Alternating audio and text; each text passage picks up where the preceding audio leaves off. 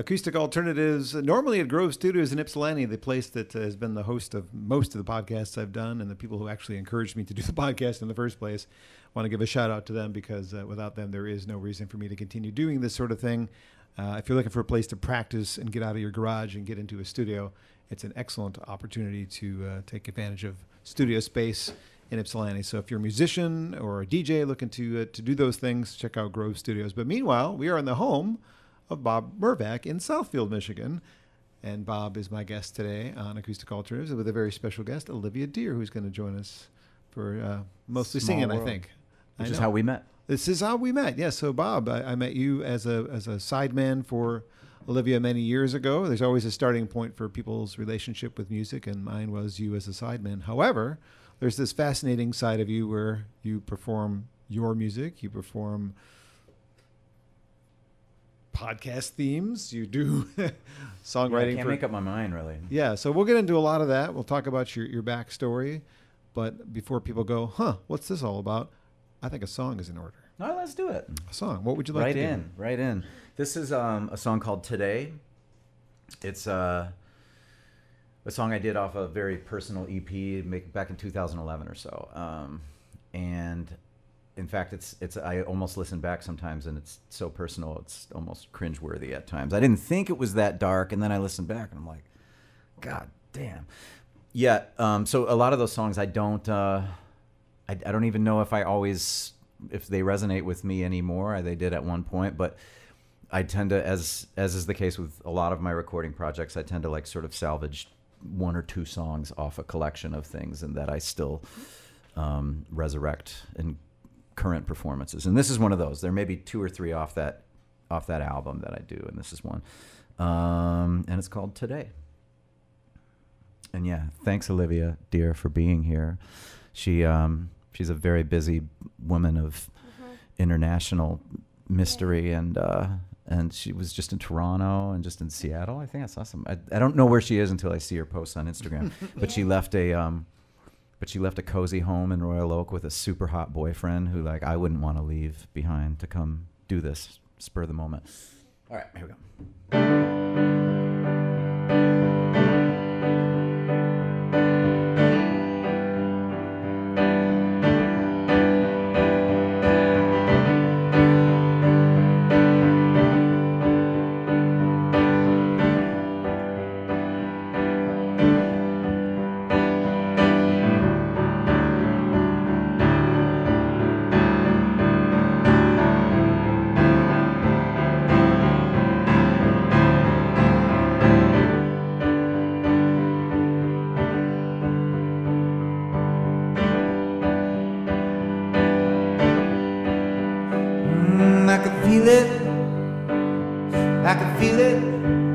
I can feel it coming.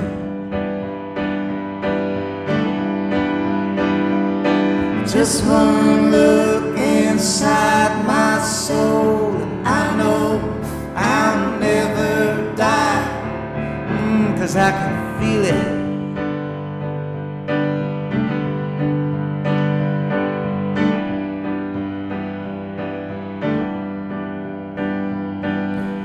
Sometimes I get bored with my own face.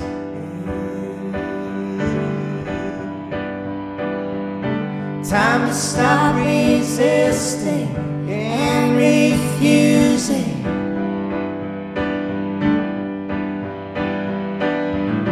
I'm long overdue to break myself down and then move on. There's more to see.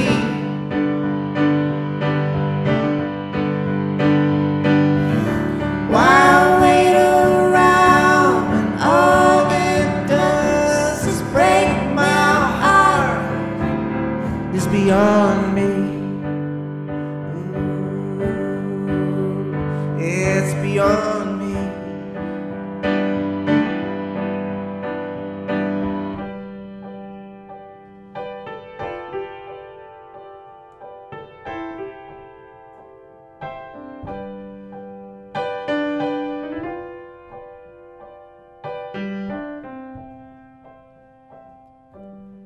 This is all gonna happen inevitably. And we can do it the easy way or the hard way, I know. So I'll take today as a sign that everything's gonna be alright. Hey now, 'cause I can feel it.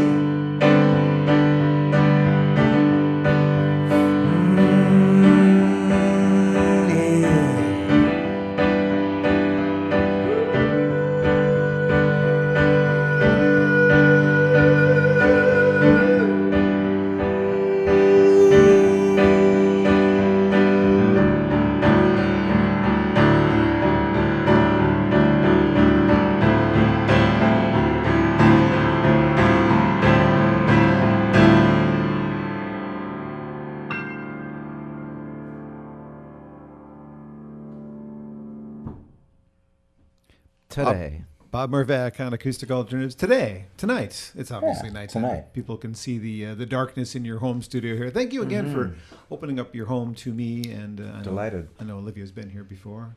Thanks for joining the Follically Challenged Men Club with your That's fine. full set of hair. Yeah. No, it's cool to get more varied mileage in this room, you know. Yeah. I welcome all new projects. And the Yamaha piano would never have fit in the Grove Studio podcast studio. So we're glad to have the opportunity to do it here. What I like to do in these interviews, Bob, is dig a little deeper than just what's going on today, which would include pianos being abused by microphones. Yeah, I keep forgetting to talk into this mic. I mean, It's okay. So where did you grow up? Did you grow up in Southfield or just somewhere nearby? I grew up in Royal Oak. I was born in Framingham, Mass. I hope this is picking me up. I'm engineer and guest, so I'm being neurotic about the sound here.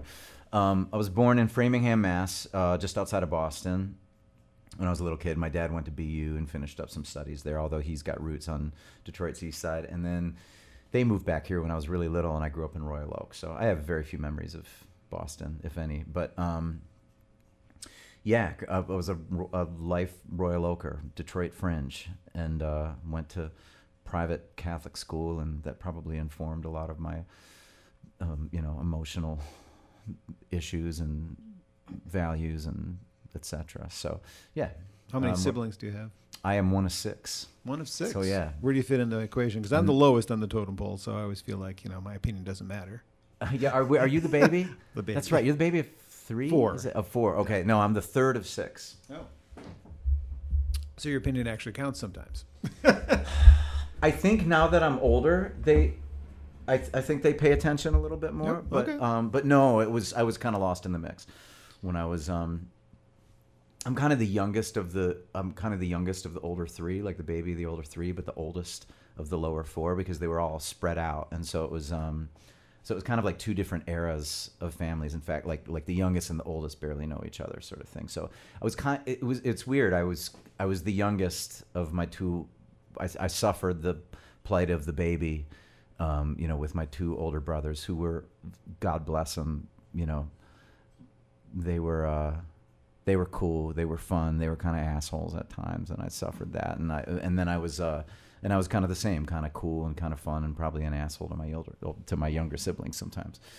But no, I think I started getting a voice in my family later on in adulthood, kind of interested in what I had to say, but I did yearn for attention when I was little, which probably has informed part of what I do as a performer. So me being the youngest, I absorbed the musical tastes of all my siblings. My mom and dad were really into music as well. Mm-hmm. Where does music fit into your family's history? Were you like the most musical of your family? I would say so. I don't know on a pro level for sure. Well, now, I mean, as a child even. Who was the most interested in music in your house? Who got you into it? Everybody comes in through different doors, so it's hard to know. I envy a lot of other people's perspectives on music and the way they come into it. Some people come in through more of like an emotional door, and some people come in through like a real cerebral door and understand the theory and the structure and are fascinated by that almost in a scientific way. And like, I think I have a little bit of a foot in both those worlds, but each one of us came to it through a different door, and I can kind of see like my oldest brother just gets it, and it's almost infuriating because I studied this stuff for a long time, and and feel like I have a certain aptitude because of the years I put into it. And he took some piano lessons with me just kind of casually for a while, and it blew my mind how he could just see it. It was like the Matrix, like of musical theory. But he's completely on that side of the spectrum, and I don't think he really comes at it through an emotional door at all. Whereas my youngest sister is completely on the other end of that spectrum, like the emotional side of it. And I've heard her say things like she cries sometimes because she can never hear all the music, that's out there. Like, that's a very, wow. It's a very deep thought to have. I don't think I've ever lamented the fact that I'm never going to hear all the music. Yeah. And so she's real heavy in that regard. I think that's a really good question. Certainly, I think I'm the most developed as a musician. My brother Dan is probably neck and neck with me there, but he's a classical guitarist, so he's way more on the studied side, the prepared side, less improvisational skills and stuff like that. And he's a pro. That's what he does. He teaches, and he teaches at a university in Kalamazoo and does private lessons and stuff like that. But we all play or sing to some degree. But I think probably what gave me a leg up on everybody else was some degree of obsessiveness with it, which got me to a certain level of understanding and skill. And I think I kind of had a foot in all those doors, that I described. The emotional, the intuitive, the intellectual side of it. So I guess maybe I was kind of the most well-rounded and therefore suited to accommodate varying musical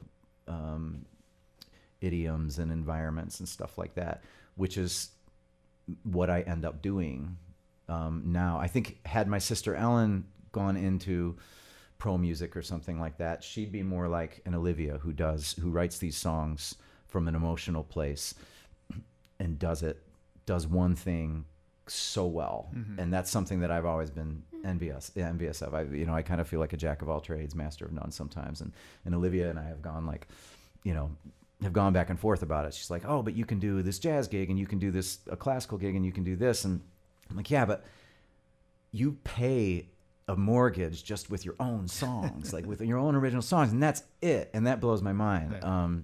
So yeah, I think my varied approaches to music have sort of given me an advantage over my siblings, and also informed what I do because I'm kind of all over the map.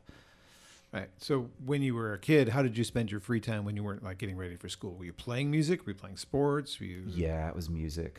Most of the time. Yeah, I'm not athletic much. I get by, but Do I remember there was a theater background in you as well? You have some theater, like you did high school? Yeah, I did. I did that. I think my brothers did it, and that's kind of all that was available in terms of music. It was like, I didn't do band so much, and there wasn't a place for piano in band or anything like that. And so it was choral. It was like the choral music that I got into more. It was like, and if you were into choral music, you kind of naturally did the musical theater. Yeah.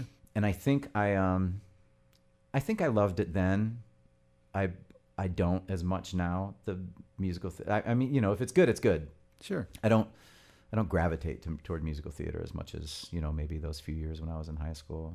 I think high school is kind of a time to do that. It's very emotional and very dramatic, and for sure, musical theater is also very much that. So, did you pick the piano because it's the hardest to carry to a gig, or was there another reason? It was just in the house. We had one. My mom grew up. My dad bought my mom a piano for, I think, as a wedding gift or something like that. And she took lessons for a while. Never really got super far with it, but it was there. And I remember I would do this. I would sit at the piano as early as I can remember, and I would just hit this one key, and I'd listen to the decay. And that blew my mind. Like, it was just, I'd see how long I could listen. Like, can I still hear it as it decays and decays and fades? And I was like, is it still there? And I think a lot of people theorize that it's always, that once you disturb these sound waves, that they're always there in some capacity. But that's neither here nor there. But I loved that sound, that timbre, and the way, and the way it never gets boring, because it's, a wind instrument or like an organ, you hit once and it's, or something that has a constant tone that doesn't really have a decay unless intentionally. Like this holds my interest more because it's always going somewhere. It's always like on its way to somewhere, and that I think it was that just I was sold with like, and then the idea that you could it's linear and it's all out in front of you, as opposed to guitar where you're working on these shapes and it's more of a mystery, which I also like too. But it made all sorts of sense to me, and I could see the harmony, and I could hear how those notes sounded together and took on different shapes and colors as you played them. So that was it for me. I've always had, a lot of envy for other instruments. I have super guitar envy because I think it's just such a beautiful instrument, and and it totally gets all the chicks, Was there ever another path for you? Was there ever I wanted to be a fireman or anything like that you can recall? Not specifically fireman, but you know what I mean. Little things when I was little, I want to work with animals, want to be a vet, like I think every kid wants to be a vet at some point just because they want to pet dogs and stuff. And but when you get to more of a decision-making adult phase of your life. I don't think so. I think I didn't always know I wanted to do this, professionally, or not in a mature sort of way. I think I wanted to be a rock star when I was little, or some sort of star, the attention-seeking part of me, which is very strong. But once I think it was at some point in high school that I decided I'd study it after college, and I didn't know what that would look like, but I knew that's what I wanted to do, and there was no looking back. Was there ever a drum idea? Because I learned from Ben Folds' book that he was a drummer first and then a piano, and they're both percussive instruments. Yeah, piano is a percussive instrument. I do, I doink around on other instruments. You wouldn't want to hire me to play them. But I do love drums. I love the coordination that is inherent in all drummers. That seems to be at a different level than everybody else. I sometimes wonder if drummers just get super impatient with all other instrumentalists who don't have nearly as good time or coordination as them, just because it's not required to get by on those instruments. But yeah, I love the percussive element of the piano, and I love piano players that play percussively.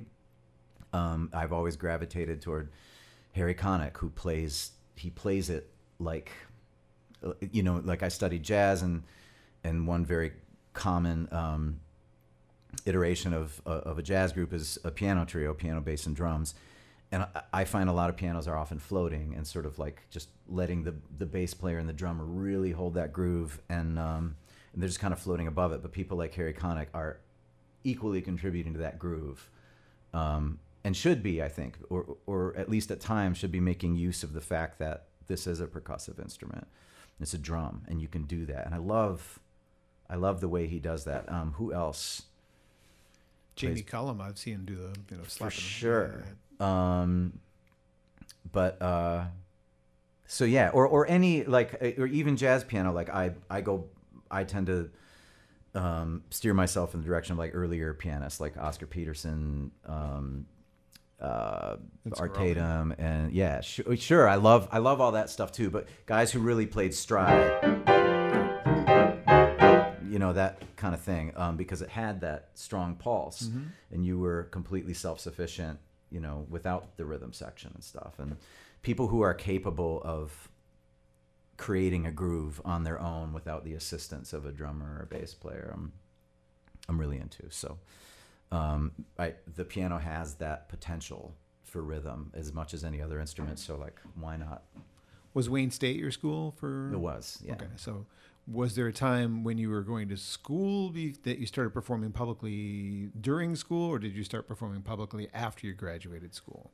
Publicly meaning you're getting paid to get. It was when play. I was I mean, when I was in high school, I was doing like church services and stuff like that, right. So I was getting paid, for funerals and weddings and different. In fact, I remember I think my first one I played at this church in Oak Park. It was a few services, and it was like a Saturday service and 2 Sunday services. And I didn't know I was going to get paid. My choral director in high school said, "Hey, will you go help them out?" And I went and played, and I was delighted just to be able to play, that somebody wanted me. And he handed me a check at that Sunday after the last, and he was like, "Hey, I'm sorry, it can't be more." And I remember I opened it up, and it was $75. It was $25 a mass, and it was the greatest day of my life, man. I was like, this is it. Like, I'd have done that for free, right? Yeah, right. And I was like, I'm gonna be rich. Still haven't gotten there yet, but yeah. So I did a lot of that. I would say maybe second year in college, I started playing jazz gigs because I came from a completely classical background. I was always fascinated by jazz and knew I wanted to do it.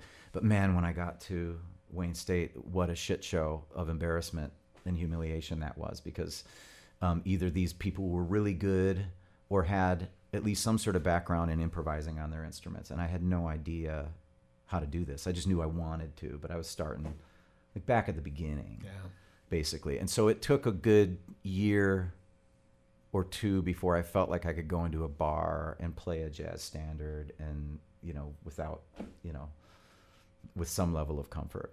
So, well, at some point, as I mentioned earlier, I meet you as a sideman, but you've played an original. You've got 3 CDs that I know of because they're in my hands. I don't know if there's more beyond this, but songwriting is obviously something you do as well, not just cover other people's tunes. Yeah. Well, one of those is a jazz record. That's like all covers. Yeah. And then another one is an EP of covers. Yes, true. But... And so the only one you have there that's original stuff is that, and that's that's old. I do love writing songs. I write as far as like my own output that is just exclusively for my own creative satisfaction and stuff that I want to write for me and release. I write at an absolutely glacial pace. The last time I released something like that was 2011. That's what I have in my notes. Yeah, and it feels recent almost, but I'm like, oh my God, it's 10, 11 years ago.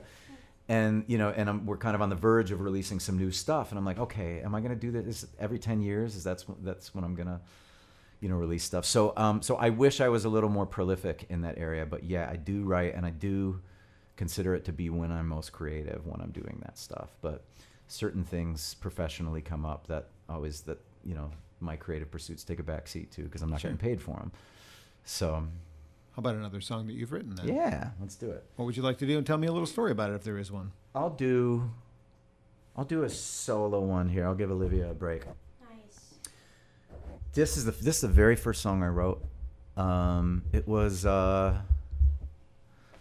would have been back in the college days. I think I just decided, I had studied jazz for a couple of years. I was maybe 19-ish, 20. I was like, I want to try writing some songs. Like, I was listening to a lot of Randy Newman at the time. It's kind of getting this probably in that neighborhood. I sat down with my friend Tim, who's a bass player who I worked with. He's off in Nashville these days. He's a studio guy out there, but he was just so practical and matter of fact about things. I said, hey man, I think I want to start writing some songs. And he brought over a pad of paper and a pen. He goes, here, get to work. And I started writing lyrics. And it was about this girl that I was heartbroken about at the time, who had broken up with me a year or two prior to that. And been there, done that. Yeah, for sure. As that is not original inspiration. And it's called "I Hope You're Doing Well." And it's funny because years later, after not having talked to that girl, there was this kind of drama that happened way later on. With her dating a friend in close proximity, and it was bizarre, and it's just kind of funny looking back on it. But I still play the song. I almost didn't want to play the song, but my father-in-law retitled it "I Hope You Go to Hell" as I was playing. So I hope you're doing well. But anyway, interesting anecdote on this. But this is the song.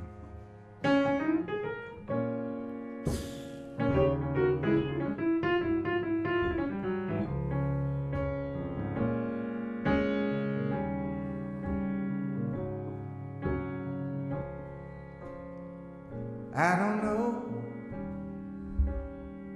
if I'll write melody that'll make you cry.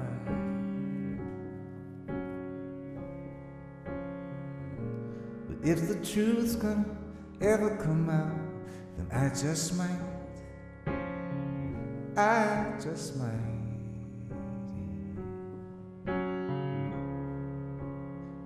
I know words can get in the way.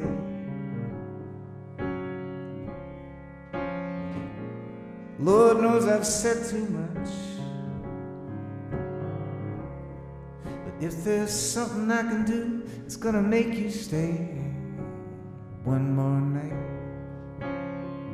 I just might. But you know I changed my tune in the third movement. But sometimes I can't tell how it's gonna hurt when there's no room for improvement and you're gone. Just the same, I hope you're doing well.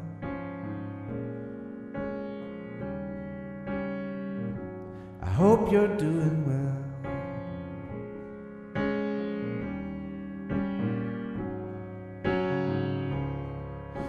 You and I will never be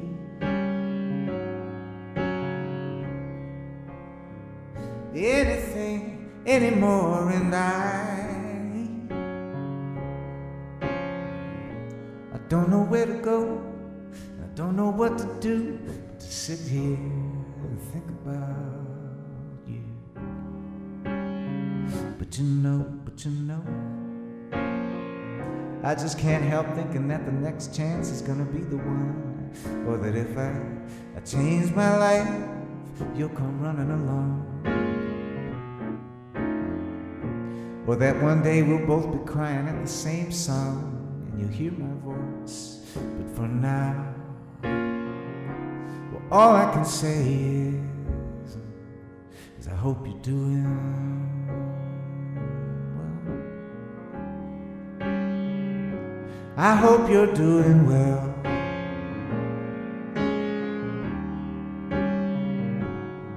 I hope your angel's shining bright, and I hope you're doing well.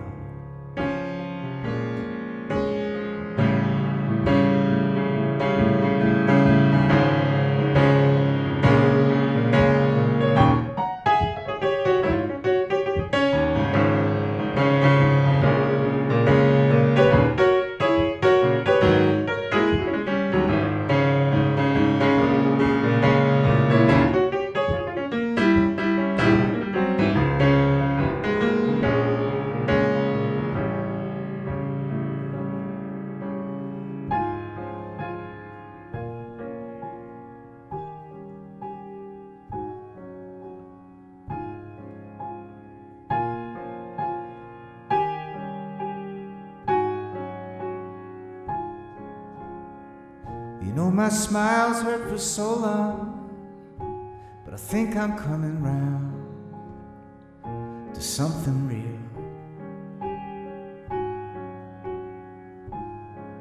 I took a deep breath and thought of you and cried until I drowned.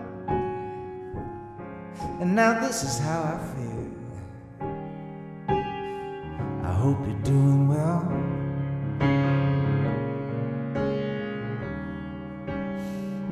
I hope you're doing well.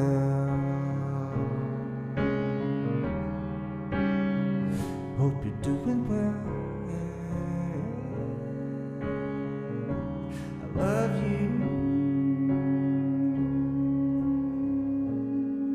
Goodbye.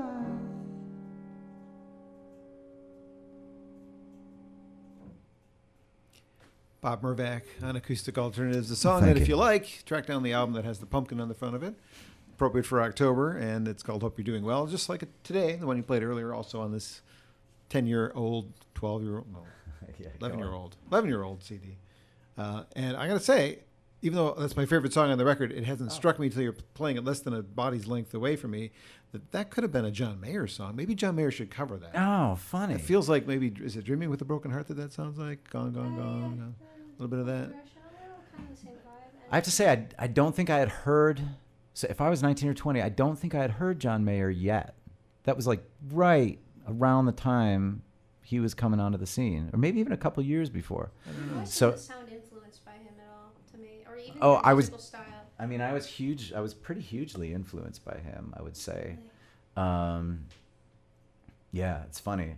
I wrote Daughters before he wrote it. Did you? Actually, no, I didn't really. But I do remember writing this song just before Daughters came out, and then I was like, "What the fuck?" And it was like exactly the same. And it was so I don't know. I definitely think I was tapping into his wavelength at some point in my life. I mean, I was he was huge for me in the early 2000s and stuff.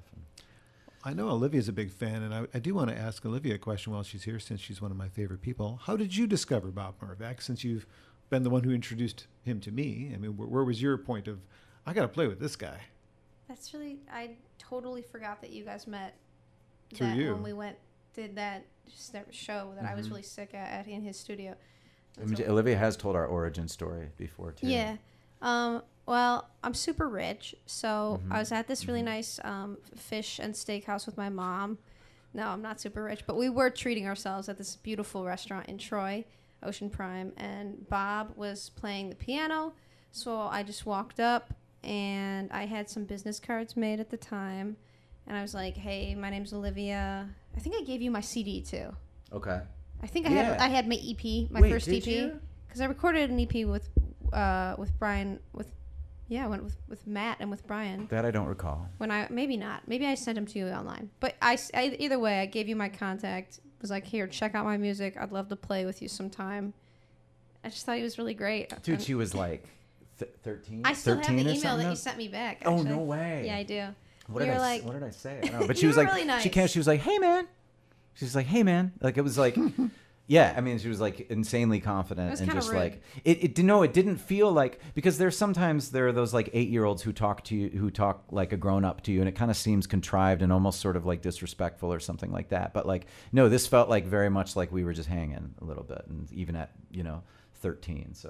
well, it's just like But- you meet a lot of like artists at restaurants, or like you hear a lot of artists at restaurants, or just in a place where you don't usually expect live music, and sometimes it sounds the same. Like sometimes people get so used to being a coat rack at a gig that they just sort of go on autopilot. But every so often you hear an artist in a place, and they're like making minimum what they way less than they should be to play a couple hours of covers, and you're like, holy crap, like who is this person making this sound? And I just remember being like young and being like, I just loved it, so I had to go up to you. I'm so glad you came up. Because I mean, Because all the experiences. Olivia's working with Olivia is one of the great joys of my life and work, and it's one of the great pains of your work. it is. But there's joy and pain, and no, but her in going out on the road with her and Brian and James has been. Yeah, I mean, like I always like exercise. Working out and practicing are like the two essentials that I've learned throughout my life are central to my mental wellness and stuff. If I'm not doing those things, it's just not happening. And professionally speaking, if I'm not playing gigs with Olivia, like at least at a certain frequency, I get sad. It is weird. It's It's weird that when we see each other, like even if it's a cover gig lately, it's been like a lot of events and like local places and things like that. Not the touring and the more glamorous things that we used to do that were fun and Thanks, still pandemic. like yeah, right. But it's like you'd rather play any place with this guy next to me. So it is weird that. I'm like, why are we so bummed out making music lately? Like we still love it, but why are we so bummed out? And then we run into each other and we're like, yeah, this is it. Yeah, I always feel better after an There's a Olivia direct gig. correlation there. When you were telling me the story, for some reason the lyric came to my head. They put bread in my jar and said, "Man, what are you doing here?" Yeah. It's, like, Yeah. it's the same kind of thing. Yeah. Like, really, what are you doing here? Yeah, I have gotten a few of those, and I do always try to. I think on all, like to Olivia's point, I never try to phone it in on a gig because the person who will be the most miserable is me if I'm phoning it in. Yeah. Not only the listener, but there have been, you know, I mean, I've been doing this a long time. There have been nights when I'm not feeling as motivated to do it, but man, if I like am feeling tired or whatever, or the audience isn't into it, and I start to phone it in, I just become exponentially less happy than if I really muscle through and try to. Because when I'm on a gig like that, I'm playing music for me first and foremost, and if I'm not, then, you know, what am I doing there? And so no matter what the externals are, that opportunity is always there for me to do my favorite thing on the planet, or at least ride my favorite vehicle in which I attempt to connect to the cosmos and, you know, love my fellow human. But so yeah, I've always felt, no matter where I'm playing, it's an opportunity to play music, and regardless of the venues I've played, like, you know, Olivia and I have played some amazing venues together. I've done some awesome venues on the Armchair Expert Tour and throughout the years, but you never know. Music doesn't necessarily happen there, you know, like that magical moment. You never know when it's going to happen. Half the time, you know, I think some of my best musical memories are usually, you know, in conjunction with some bar I was playing at late at night, and, you know, wherever that like real deep magic happens. So anyway, so I always try to be open to that. Well, you said it's been a decade since your last release of originals. How much time are you making to write original music for yourself? I know you got kids in the house and you're married and you know, you have things to do that aren't writing songs, but do you make time to write songs? Or just... I'm trying more these days. I think I make a little more now than I do, which is ironic because I do have the kids and I'm busier with other things than ever. But I think I've learned a little more about how important it is to me to make that time. So I do, you know, that ebbs and flows too. Sometimes I do a thing where I get up at 5 or 5:30 in the morning because it's the only time that I can do it before the kids are awake. And this doesn't wake them? Yeah. No, because we're in this room that is sort of like off the house, and it doesn't. That's the reason the piano used to be in the living room. We moved in here just because my daughter was born, and I couldn't. The only time I could play was when she was asleep, but I couldn't play because she was asleep. Yeah. So, but I make a little more time now. Sometimes a lot. So it's moving a little faster, and yet there's still a lot of, like, I mean, if you look in my voice memos, there's like 500 unfinished songs, and there's that thing too, you know, where it's like I'll write something in the car and it never finishes. I'm about as good at songwriting, as completing songs, as I am of completing books that I'm reading. You know, like I've read like 400,000 half books and stuff, you know, and like, so, but, which is interesting because you'd almost think that I'm like I'm born to be a short form writer with, you know, all the partial songs that I've written, which I don't think is uncommon with a lot of songwriters. But because some of the Armchair themes, they're these 20-second. I'm like, oh, that's perfect for me because I never finished anything. So let's write these little snippets. And you're ahead of me because the next question is... Yeah, I didn't want to... Well, no, you're leading me right to the next question, which was about some of the things that you do that aren't performing, sideman, writing your own songs. It's all these other little things that you do in the background that people aren't going to probably notice. So like you mentioned the Armchair Expert. Mm-hmm. Right? I think most people, probably more people have noticed that these days than most of the other things I do, actually. Well, that's a lucky vehicle for you to have. Yeah, for sure. Dax Sheppard also had you score the soundtrack for the Hit and Run movie, which something that might not have happened if your friend from high school hadn't married him, I imagine. Right. It was I wrote. In fact, Kristen had started dating Dax, and I wrote her a song for.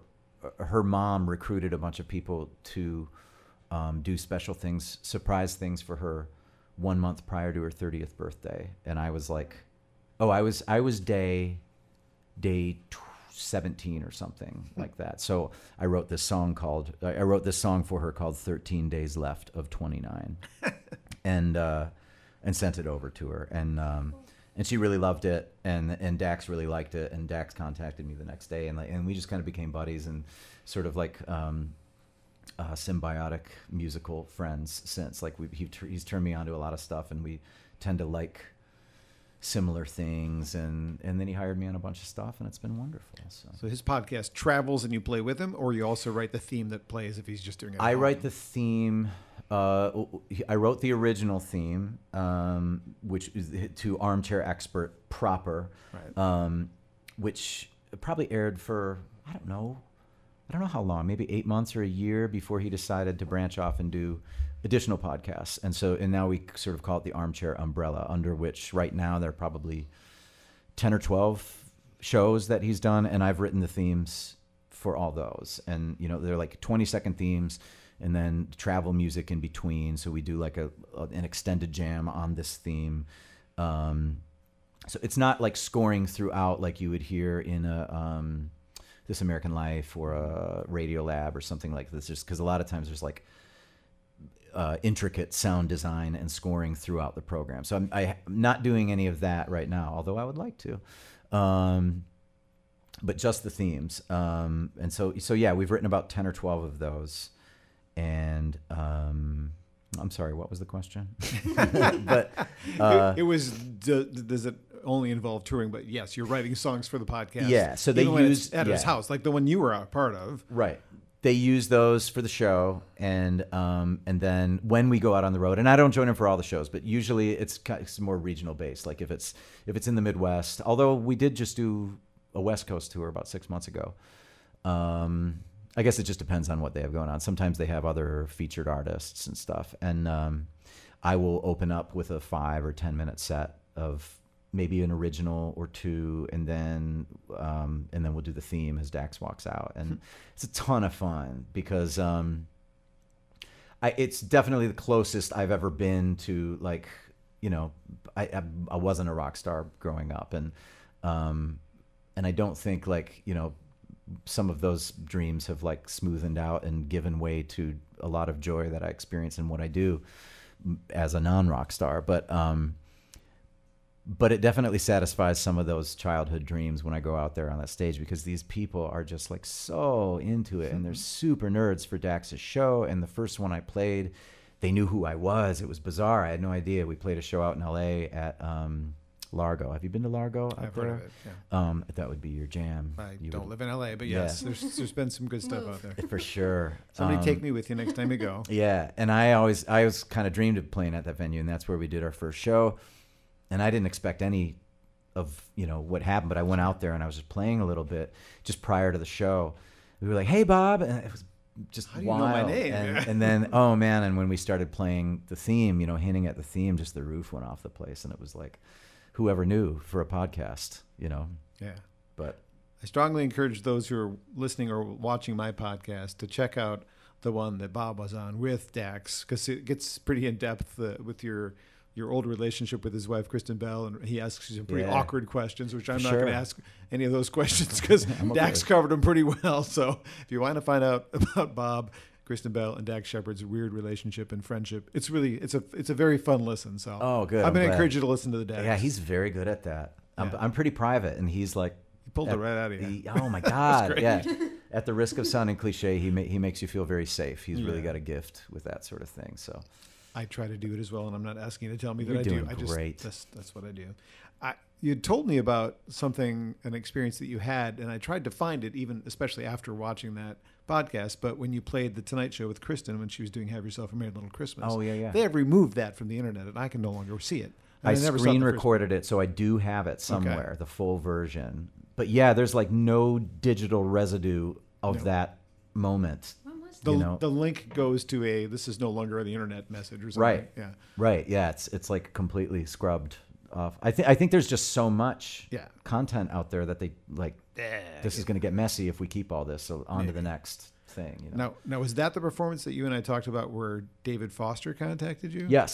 So David Foster is somebody that when I grew up was like a god, like producing Chicago albums, all these things that like this perfect pop music. Soundtrack to my childhood. And even his soundtrack work, like the St. Elmo's Fire stuff, and this got that like I really admire David Foster. And then he tweets you? Is this what happened? Yeah, he just contacted me on Instagram, and it was oh God, and I love. I mean, all the stuff like Karate, this and.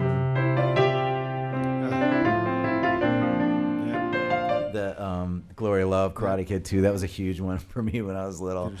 And he does, and he's got such a sound. You just know it's David Foster. And the stuff he did with Earth, Wind, and Fire. Yep. After Love Is Gone, he wrote that. Yeah. Yes, I love David Foster, and it was it was completely random. I just did that appearance on the Tonight Show with Kristen, and all I did was play. Like I just played Have Yourself a Merry Little Christmas, and accompanied her. And he messaged. I got a message from him on Instagram that night. I was like, "Hey Bob, great job on Kimmel tonight. I caught your performance on Kimmel. Great job. You're a great player." And it was just like, had to double check. I'm like, is that the verified account? Like, is that really David Foster? And yeah, and I messaged him back, and I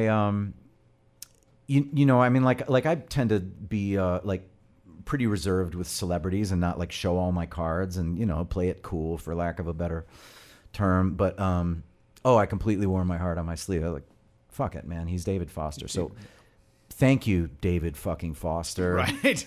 And I'm like, what? Like, this is insane. I told him, I was a huge fan, and his music was the soundtrack to my childhood, and blah, blah, blah. And I didn't expect him to get back to me after that. And then, and then he said, oh, wow, thank you. You sound great, and I'm happy to have had, if I had a small part in that, that's wonderful. And he said, so what are you up to? And, we chatted back and forth for a while, and it was bizarre. He had there's no reason that, he needs to message anyone. No, and, not really. And so I felt very complimented by that. That's a and cool it was story. Pretty surreal. Yeah. Thank you for sharing that. Hey, well, let's take another musical break and have you do a song. Yeah. Another one that features Olivia. Yes. So this is,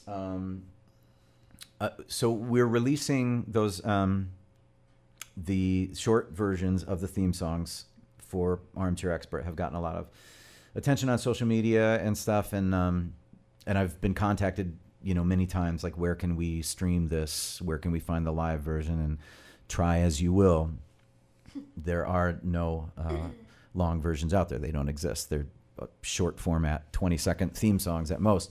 But I love these songs so much, and I don't think that I would do them.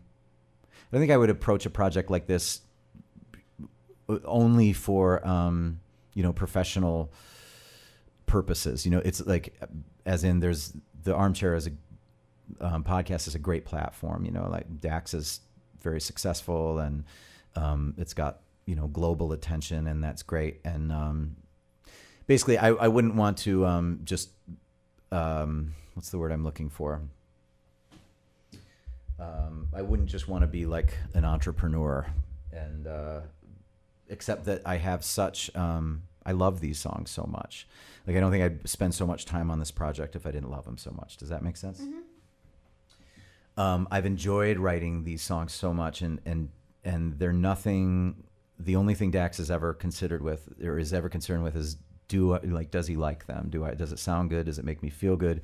Whereas if I do some ad work or something, it's like, oftentimes the first thing I hear back when I do an ad song is, hey, we really like it, but it doesn't really resonate with this demographic of people who need to be sold Swiss Army knives or whatever. And like, I'm like, oh God, how tragic. Like, we like it, but the challenge for most musicians and creators of music is to create something that they like and that other people like, and that feels good. And if you've achieved that, then what else is there?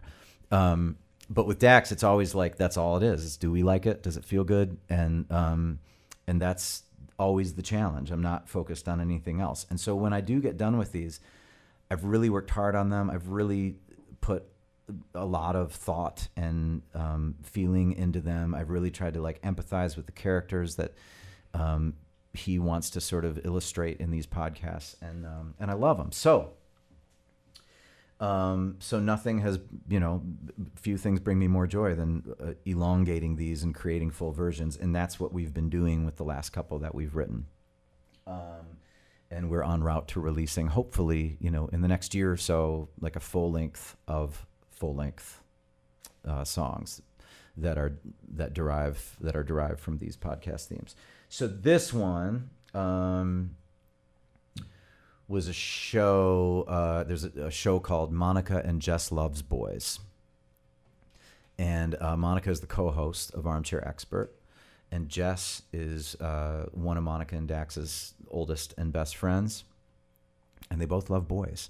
And they did a limited series podcast on just delving into that issue, talking about boys and relationships and dating and everything. It goes real deep. It's a great show. And this was the theme. And we did a long version of this that hopefully we're going to release in the next couple months, except that Brian Riley and I are agonizing over the verses and obsessing. And I think, honestly, we've had this thing recorded for like a year and haven't released it yet. So, does it have a title? It does. It's called Monica and Just Love Boys. Oh, well, what do you know?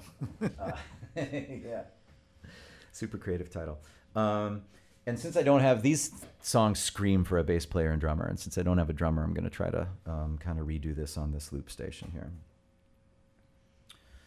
So let's see if I can do that successfully and remember these lyrics successfully.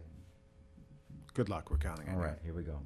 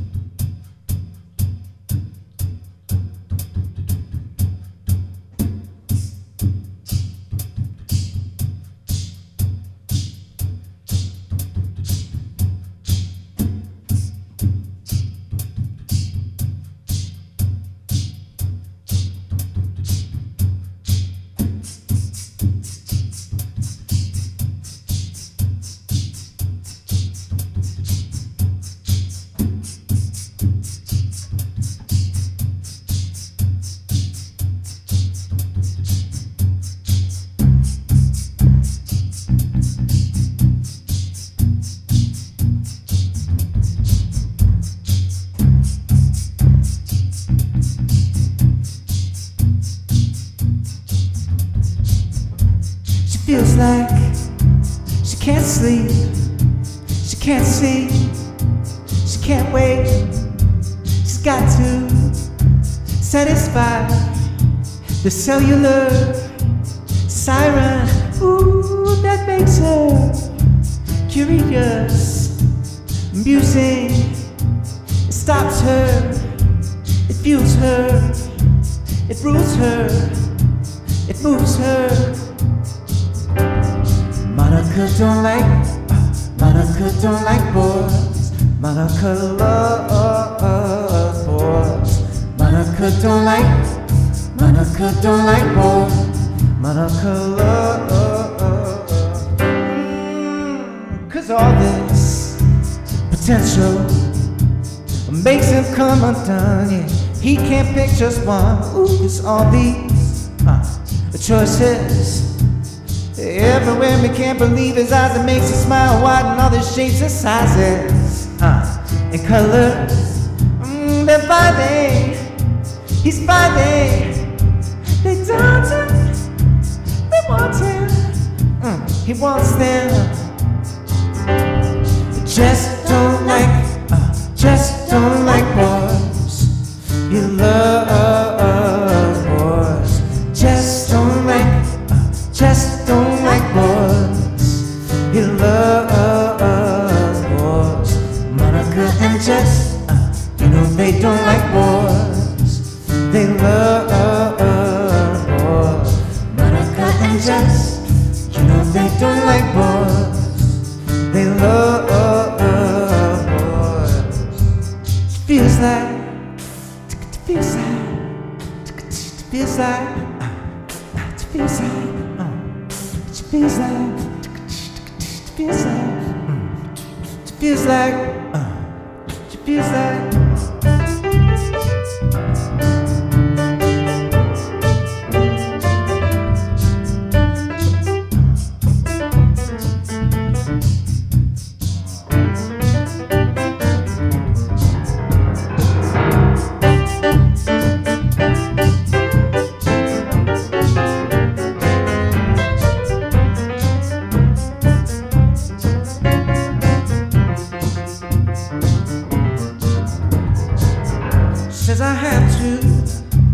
get inside of their eyes and their mind.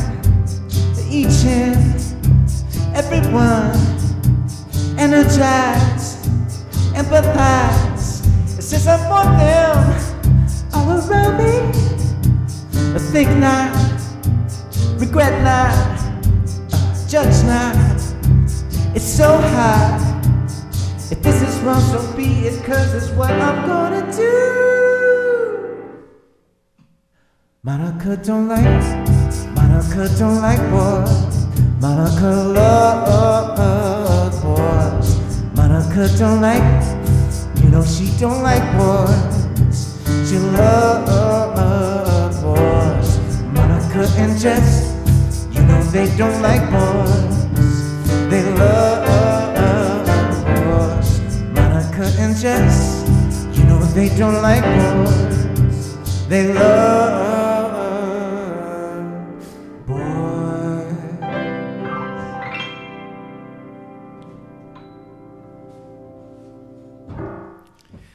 Monica and Jess. I love it. Acoustic Alternatives. I'm John Bommarito with Bob Mervak, special guest Olivia Dear in the home of Bob instead of in Grove Studios today because this Yamaha piano, the loop pedal, all this stuff, I don't know where we would put it in there, but I'm so glad we're doing it here. I'm so glad that you're giving me some time to chat with you. Delighted. And learning more about your history and your career. And there's still a few more things to explore because we're talking a bit about like musical styles and boxes, and you don't really have a box. There's no Bob Mervak. You're trained working on it. Well, you're trained as a jazz guy, but you do rock and you do pop and you do scoring and things like that. So like you've got a covers EP that has Springsteen and Depeche Mode, which like that doesn't really define you either. So yeah, when you're huge, are you a big Depeche Mode fan? Huge, Did you like mention? two of my top 10 albums of all time. Right. Are Yeah, Depeche Mode, yeah. I'm the Depeche Mode song is spelled wrong on the I know EP. that. Did you know? Of course I knew that. Yeah, that was a big conversation. I left it, and it's kind of like a fun misprint on a stamp. Hopefully, it'll be worth something someday. But, Yeah. Anyway, But if you had to, like, your elevator pitch, like if you had to tell somebody, what do you do? I know it's a hard question because there's no. hard. I'm a songwriter. I'm a musician. Like which? I think it's funny because this thing that I'm working on, it's like, yeah, that's a source of a lot of thought and concern and self-critique over the years. That like, what is my sound, and that's comes into the conversation I mentioned that I have with Olivia a lot. It's like, you do these songs and this is what you do, and you're never anybody but Olivia. And but everything sounds like you. I feel like you need to stop you because if you played me 5 songs, I could tell you if all of them were written by you or if none of them were written by you. Oh, that's good to know. Not even your covers of anything, like just you writing a song. When you do hear things too, you have like this elevated sense of like, every time I've talked to you about a songwriter, we were talking about, I think you and I were talking about this one songwriter, and I said, yeah, I love what he does. I feel like he just, and Olivia was like, needs to dig a little deeper. And I was like, yeah, exactly. And you're always right there. Like, exactly, you have a very heightened sense of songwritership. So I'm glad to hear that from you, that you hear like a common it's something. Ridiculous. Yeah, it's so distinct. But I do think that, so I struggle with that, but I think I used to try to, like have this intention out into the universe to sort of like focus on one area and hone in on it, and that would be my sound. I would get there. But I think I'm realizing that the more I keep doing the varied things that I do, that starts to filter in to a sound. So I'm kind of taking the opposite approach now. And as I do these armchair themes and this record, it incorporates a lot of the things that I get into. It incorporates a lot of like funk and R&B and like whatever, blue-eyed white boy soul, and gets into some more tender songwriting too, and a lot of 80s pop, which I was hugely obsessed with. I wish I had all the recordings in front of me, but there's actually one of the podcast songs we wrote ended up having this sort of Dylan-y vibe on it. It was like honey, you're my best friend, and I think that we've got this. That's the direction it went in. But the original one I wrote for that was this, it had a super new wave sound. I used this old analog drum machine on it, and it was like, it was like, honey, you're my best friend. And it was very much that. So anyway, that's 80s pop is definitely at the core of my, of what I'm romanced and seduced by, as a listener. But as I do this, it really is starting to almost sort of congeal and coagulate into a sound, I think. And I'm very excited about that. Because all I did was I just did everything I know, instead of trying to focus it into one sound and trying to like worry about what voice was going to rise to the top, like what unique only Bob thumbprint was going to come to the top. I just did everything that I do, and then that sort of started to come out on its own. And I don't know, I'm not done with the record yet, but I'm feeling like it's getting there, and it's something. I don't know. It's not R&B, and it's not funk, and it's not 80s pop at all, but it does sound like something. Yeah. I mean, so that's a partial answer to your question. It was a catchy song. What is it? And I wanted to say, did you ever get into Swing Out Sister? Do you have that? I have the box set of the entire collection sitting on my desk right now. As I was playing that, as I've been playing it the last couple of weeks, I feel like that started coming out a little bit. That was one of those particular 80s bullet points that it reminded me a little bit of.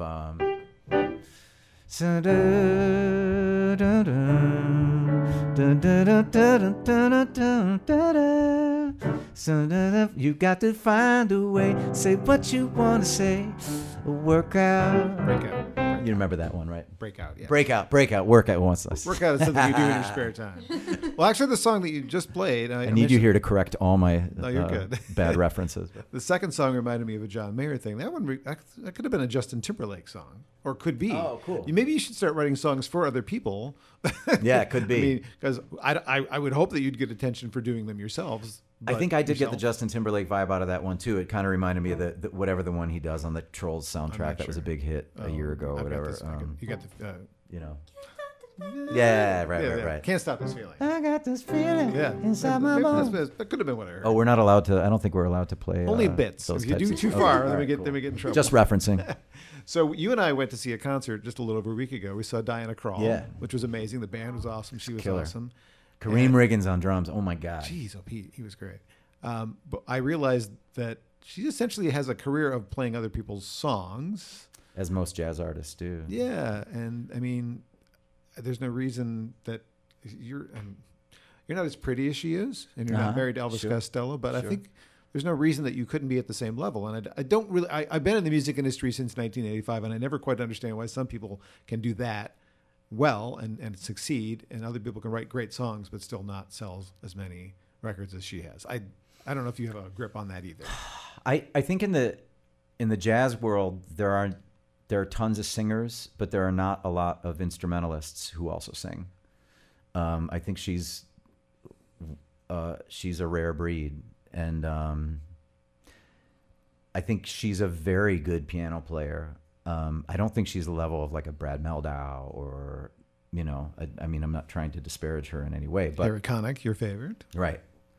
But I've noticed that like since there are so few like piano player singers in the jazz world, there are Michael Bublé's who like rise to stardom and stuff, but there are very few like people who play piano well and sing well.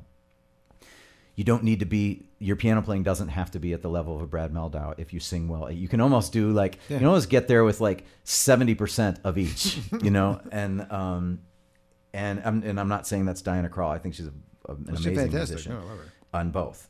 Could stand alone on both. But I think, in the jazz world, there are very few of those, and I think a lot of them do, achieve a relative degree of success because of that, because it's so rare. You have a lot of great horn players, a lot of great drummers, a lot of great bass players, a lot of great piano players. Not a lot of great people who play like jazz on an instrument at a certain level and sing at a certain level. I think they're starting to happen. I see them out on Instagram. I see a lot of these like multi-instrumentalist singers who are pretty amazing, but I think, maybe I could have gotten there if I focused on standards alone. And I think that's one of the places where Diana Krall, one of the things she did right is that's what she did. To my knowledge, she didn't do a whole lot of anything else. She made records of, of familiar jazz standards and played and sang them. And some not, like Tom Waits and things like that. She squeezes That's that true. in. Yeah. She does them in a very jazz standard Right. sort of way. Right. So when you do a show and it's not doing them in a standard way, like both you and Olivia have reinterpreted songs and put your own stamp on it. And I've always been fascinated by people who can, like you're enjoying The Silence, for instance, is really nothing like the original in its in the way that we've heard it. So as a musician trying to reinterpret somebody else's song, I just can't get my head around hearing it a different way. And you guys always come up with these really creative arrangements. How do you do that? I mean, is there an answer to that question? I have no idea. I think I'm usually inspired by the song itself. Because a lot of times I'm inspired by, I like something because of the way it was recorded, the way it was performed, and the song. Most of the things that I did on that EP were because I heard this song underneath all the production. Sometimes I think the production gets in the way of the song almost. I did Love Bites on there. Yeah. It's like super studio produced, kind of a very specific era in late 80s, early 90s glam rock. Sounds like a Mutt Lange production because it is. Right, Yeah. exactly. He has a stamp. It's Right. like the David Foster stamp. It sounds like a David Foster. That's right. Mutt Lange did write that song. But having Def Leppard perform, it also sounded like a Def Leppard song, I thought, because Def Leppard performed it. But I kind of thought, but I wanted to take it. I just felt like there was something else to be said that you don't always hear when you're listening to their wailing guitars and his like beautiful, pristine tenor voice. And I won't usually do a cover unless I do feel there's something additional to add. How do you arrive though? You just strip away it in your head. I love taking the production away from it, and that's what I did with that one. Is just play him on solo piano. And in a lot of these pop songs, even ones that I love, I don't think necessarily could stand on their own without being held by the often very well done production that's on them. But some of them, I'm like, oh man, that can totally stand on its own. And sometimes I think it almost stands on its own a little better when you take it away. Like when I heard Diana Krall do, well, I guess most of the things she was covering were actually pretty scaled down to begin with. But the Aerosmith song, first I sang it an octave lower. I think there's a reason why people don't ever cover Aerosmith, because nobody can fucking sing it. Because only Steven Tyler can sing it. Like, he's just a freak of nature. But I think singing it down the octave helped bring this more like weary sort of sound to it. There goes my old girlfriend, there's another diamond ring, all those late night promises, guess they don't mean a thing. Yeah, it takes it to a different place when you bring it up, right? I don't know. I can't speak for everybody, but for me, there's a certain mood to a certain type of performance,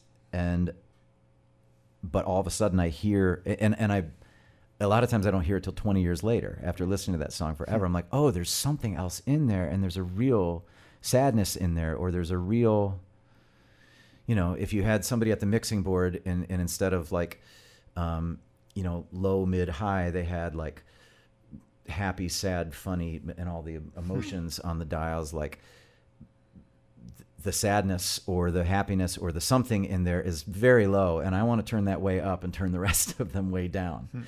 And so I sort of create a version that really honors that little bit I heard in there, and I'm like, oh, I'm just hearing it a little bit.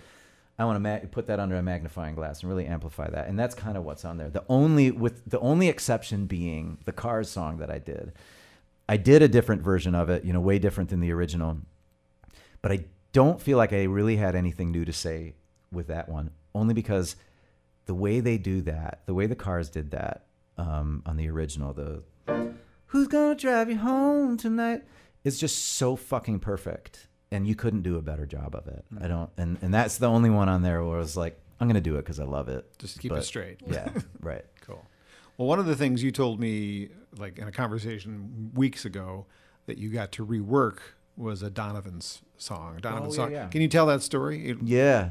It was maybe your final story before we play another song here. Kristen and Dax have a baby product company. I want to call it a diaper company, but there's so much more.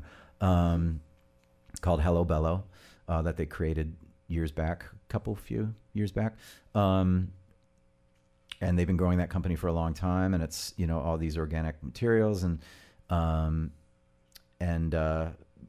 it kind of came about like right after they started having children, which was just before my wife and I started having children. So we started using their products, and I felt, you know, I was at that point in my life where that company was on my radar, not only because my friends owned it, but because it was very practical to me and my purposes. They did during the pandemic, they did this camp Hello Bello, and I was contacted by the agency, a guy named Ben Hart, who runs the agency that handles all the promotion for Hello Bello. And they were doing this virtual camp for kids. Hello Bello was, you know, they were telling stories and reading books and having sing-alongs and stuff like that. And he had me write the theme for this virtual camp that Hello Bello was doing. And we kept in touch. That went real well. And I did a couple other things, you know, that they did for like pandemic outreach to kids. And then they decided to do, I think maybe their first or second national commercial. And he asked me to do the music for that. It was Kristen's idea to use Mellow Yellow, which rhymes with Hello Bello, but sure instead we're going to use the words Hello Bello in the chorus, you know, to call me Hello Bello. And so they got the rights to that song and had some conversations with Donovan, and I rewrote all the verses to reflect parenting struggles, be it about changing diapers or cleaning up spills or whatever. And just in this, they just wanted to promote this idea that we're a community that supports each other, and, you know, we got this, you know, we're all in this together. And so I wrote a lot of lyrics to suit that, probably about 19 verses of different things, and they were sent to Donovan to approve, and he approved them. And I think he was a fan of the company because he's a very, he's kind of an environmentalist at heart, and he likes that they're using these biodegradable, sustainable materials. But so I got to work on this, and they sent me the original masters, stems from the original Donovan recording, which was awesome to listen to. And I got to like really get inside there and do surgery and find out exactly what they were doing in there. And we came up with a new version of it, and they did this long, I think they did a 60-second spot, a 90-second spot, and a 30-second spot. So we had quite a bit of material, and we just kind of we built on the original and made this big orchestral version. It was a lot of fun. I'm still pining to talk to Donovan now, though, because I have so many questions after like getting in bed with that song for like 3 months, you know. But now he knows you exist. There's something that didn't. On some level, yeah, he must, because he was reading through my lyrics and approved them, and that's a cool story. So yeah, for sure. All right, so you got a record you're planning for next year. Yes, you're doing occasional original shows. If we get lucky, this podcast gets produced and put out before the Trinity House show, which is coming up a few days from the day we're recording this. Correct. If we're lucky, people will see it beforehand. Yeah. But as we were prepping and getting the studio ready, you were showing me a little video that I'm not sure is available for public consumption yet. No, it will be. Will be, though. And that's the song we're going to close with. Tell me a little bit about this one before. This one was written, Dax's wife, Kristen, and Monica, the co-host to Armchair Expert, did a podcast about womanhood, feminism, supporting the women, basically, talking about womanhood and all that implies. And they asked me to write the theme song. I was not anticipating being asked to write this one, because I just thought you should probably get a woman to write and perform. So I was deeply honored by that. My wife was a women's studies minor in college, and sort of opened my eyes to feminism and the feminist movement, and turned me onto some books. Bell Hook's book I read, and really got me online with that. I think that I think the seed was always there in me, and not that I was necessarily a misogynist or womanizer or anything like that, but I didn't pay particular attention in the way that I wish I would have been brought up to. And so I think the seed was always there, but my wife sort of, fertilized that seed in me. That's kind of a reverse, isn't it? And she has 2 kids to show for that. For the yeah. reverse. Yeah. I guess, yeah. So I was, I don't know. So I nerded out on a lot of feminist writings and stuff like that when she was in college, and was so excited that they asked me to do this but I also felt like a huge responsibility because I'm not a woman. I haven't lived. I can only attempt to empathize with the things that women deal with on a day in, day out basis, and I can read about them and attempt to empathize with them, but I cannot truly walk in the shoes of a woman. So I was very honored to be able to even attempt to come up with something for this show. They did, however, want a woman to sing on it with me, and that ended up being the great Sara Bareilles. Which I can't believe, which is pretty awesome. And here she is, John. No, I'm just kidding. I've hugged her before, so this. Oh, very cool. Oh, yeah, I think you mentioned that. Where was that? Borders. The station I used to work for, we did 2 different events for her first album, and we did 2 different events. That's too cool. Borders. So is that when she came with that? Yep. I got to actually do one of those 2 interviews. So. You did get to interview her too. Yeah, I did. She wouldn't remember me, but yeah. Oh, too cool, man. Kristen is friends with her, and asked Sara to be a part of it, and Sara was amazing, and sent me these, made time to do this in her busy schedule. Mm-hmm. I sent her the track. I sent her some lyrics. Tried to put it right in her lap, make it easy for her, so she didn't have to spend any time, figuring it out. And she sent me back an hour later. She sent me back. I just wanted her to take a crack at singing a lead, and she sent me an embarrassment of riches. And she sent me 9 vocal tracks or something, and sort of arranged background vocals and wow. Multi-tracked all this stuff. It was amazing what she sent back, and it was we didn't have to tune a thing. I mean, her pitch was almost that of an Olivia Dear, and we mixed it all together, and Take and it the was compliment. Yeah. We're very pleased to have Olivia Dear here singing the Sara Bareilles. Yeah. What's the song called? It's called "We Are Supported By," which was the name of the show. It was originally went by another name, but there was a conflict with another podcast of the same name, and so it eventually became "We Are Supported By." And it was amazing. We had so many people contribute to this, including the choir, the Academy of Arts, the Detroit Academy of Arts and Sciences choir.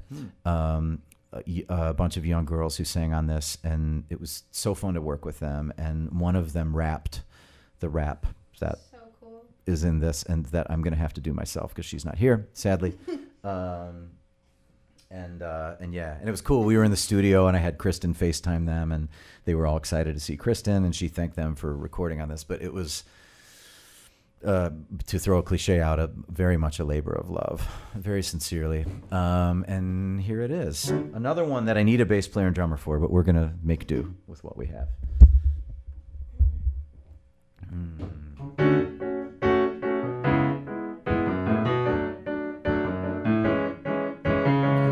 Gonna get inside, gonna turn it up, gonna break it. We're gonna feel it all, ain't gonna let you fall, we're gonna make it. We're gonna raise our hand, gonna raise our voice, gonna break it. We're gonna lift us up, gonna sing out loud, gonna stand up tall. Oh, oh, oh. Hop on in, come on and get it where you're going to. And it might look different than it used to. You've been hearing it all for such a long time, but I'm gonna make it feel like it's the first time.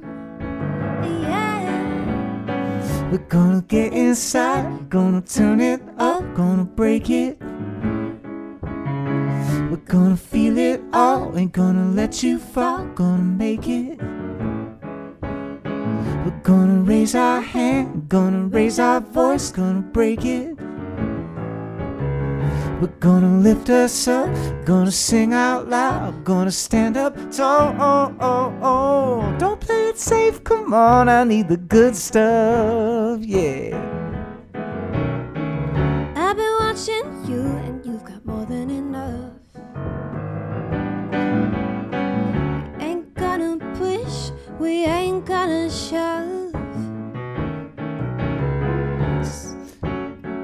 Here we go. Just gonna remind you it's you with whom you're in love. We're gonna get inside, gonna turn it up, gonna break it. We're gonna feel it all, ain't gonna let you fall, gonna make it. We're gonna raise our hand, gonna raise our voice, gonna break it. We're gonna lift us up, gonna sing out loud, gonna stand up tall. Check it out, we might work from home, or maybe grab a microphone. Might travel to lands alone, find my throne, never be afraid to choose to be alone. Look around, gotta find your zone, feel it in your ribosome. No apology of mine's a blown the throne, but I'll never be defined by a chromosome. Malala, Simone, Bell Hooks, Emma Watson, Obama, and Oprah, Mary Wallstone, Gloria, Jermaine, gotta find a Jane, Naomi, and Betty Friedan. Yo, say the name.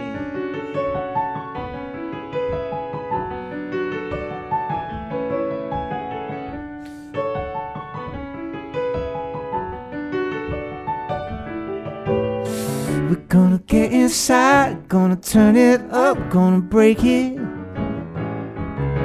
We're gonna feel it all, ain't gonna let you fall, gonna make it. We're gonna raise our hand, gonna raise our voice, gonna break it. We're gonna lift us up, gonna sing out loud, gonna stand up tall. That is really a great song. Yeah, Thank you. He's really good. That's gonna be something when people hear that. I can't wait for it. Oh, thanks so much. Bob Mervak's the guest today on Acoustic Alternatives. 2 quick questions, movie related. Favorite song from Frozen? Ooh, God, I think I did have one. Can it be Frozen 2? Sure. The one that Kristoff sings that sounds like a Chicago song. It's I think it's called "Lost in the Woods." Have you heard it? At least once. Oh, it's probably it's killer. The Chicago vibe they get on it. It blows my mind. That's hands down my favorite. All right. Why? I wonder why. Kristen. The other one is relating to you being in a movie, which I watched the day after I hung out with you because I hadn't seen it before. Oh, no way. The Ides of March, which George Clooney did in Detroit and Ann Arbor, right? Yes, sir. How did you end up in the movie? And in the first 5 minutes, I believe. I got a call from. I was just practicing one day. I was at this church practicing, and I got a call, which I didn't recognize the number, so I don't even know why I picked it up because who picks up numbers they don't recognize? What a psycho! You. Yeah, me apparently. Call me. It was a guy who I had never met, and he said, "Hey, will you go audition for? Can you audition for a George Clooney movie?" And it just sounded bunk. I didn't know who this guy was. I think he was trying to make some dough off it. He said if you get the part, I think he pretended he was an agent. It was really sketchy. Mm-hmm. So it was already suspect. But I was like, screw it. I'm not doing anything that Saturday. I'll go audition for this George Clooney movie. I don't even know. I didn't know if I was going to show up and I was going to get kidnapped or something like that.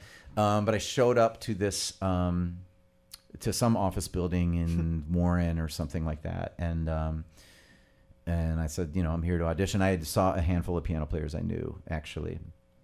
I said, why not go in there and do it? And I played a couple jazz standards, and they videotaped it, and they called me like a week later, and she actually I didn't pick up this call, and she left me a message. She said, "Hey Bob, it's so and so," and I remember because I was just so excited to get the call because it was really surreal, and I was about to go meet my wife inside Red Coat Burger for dinner. You eat Red Coat Tavern, Burger? yeah. Ooh, yeah. And she left me a message. She said, "Hey, Bob, it's the name of this agent, whatever." She said, "I'm wondering if you want to be in a George Clooney movie." And by that time, it seemed legit and real. Because other people had auditioned. Yeah, and I went in and got my burger and told my wife, I was like, "Hey, so I'm going to be in a George Clooney movie?" And yeah, in a few weeks they called me, and every moment of that experience was pretty surreal because one of the producers called me and said, "Hey, we're wondering if you want to come down for a rehearsal with George and the boys." That's what he said, with George and the boys, meaning George and Ryan Gosling and Philip Seymour Hoffman and Marissa Tomei and all these heavy hitters. And it was wild. And and he picked out 3 standards, I think, to do. His aunt was the famed Rosemary Clooney. So he grew up. He told me he was her driver. I guess he used to drive her to gigs when he was a kid. And so he, grew up in that jazz scene and knows all these tunes. And he picked 3 tunes, and we shot them, 4 or 5 times, and hung on set for a couple days. And it was amazing. Where was that bar scene? That was at Cliff Bell's in Detroit. Looked like it probably they renamed it something else in the movie. It was not Cliff Bell's. No, but that's some fictional bar. Yeah. Cool story. Yeah, for sure. There's a video that Ryan Gosling taped one of the videos on his iPhone, or one of my takes, and he goes by and you see George Clooney behind the monitor while I'm singing, and then you see Marissa Tomei, and then you see Phil Seymour Hoffman, and then he focuses on me, and it was 2011, so I wasn't on Instagram. I don't even know if Instagram existed then. I was on Twitter, but wasn't really savvy. I mean, it wasn't really happening then, but he posted it. He posted that video on Vimeo, I remember, and I saw it. And I thought it was so cool, and then he took it down like 3 months later. I literally I've agonized over finding that video. I'm like, oh, I need that. Like I need this weird video where I'm hanging out with these people I'll never hang out with again, for my own selfish social media purposes. But try as I have not been able to track it down. So, Bob, that's a great story, and thanks for all the stories and the time. And Olivia, dear, thank you for contributing vocals. I have to say, one of my favorite podcasts I've done since I've started was the one I had with her. I just felt like we had a really good conversation, and I felt like I did a nice job of painting the full picture of what Olivia is. And today I tried to do the same with Bob, to see just what an incredible career you've had, even though you may not be a household name. I mean, even in the Detroit scene, you don't really do a lot of gigs as Bob Mervak. I sleep better. You don't really even have a website per se. You have sort of. He's I mean, king of Detroit. you're Don't let it fool you're you. under all the radars, but you've had some great things, and I felt that all that needed to be highlighted. So thanks for letting me spend some time with you. There's more questions, but we got to stop. Thanks, I'm not even sure there's any battery left on my phone. Yeah, right, exactly. Thanks to Grove Studios for at least hosting my videos, and normally hosting me in their studios in Ypsilanti, and hopefully you can join me for the next 2, which are scheduled to be, maybe a third one in there, but Chuck Brodsky is planning on joining me for Chucky, and Glenn Phillips, who you might know from Toad the Wet Sprocket, is a guest in the November month too. So some great podcasts coming up, but what a pleasure to be here in your home, Bob. Thank you so much. Thanks so much for having me, John.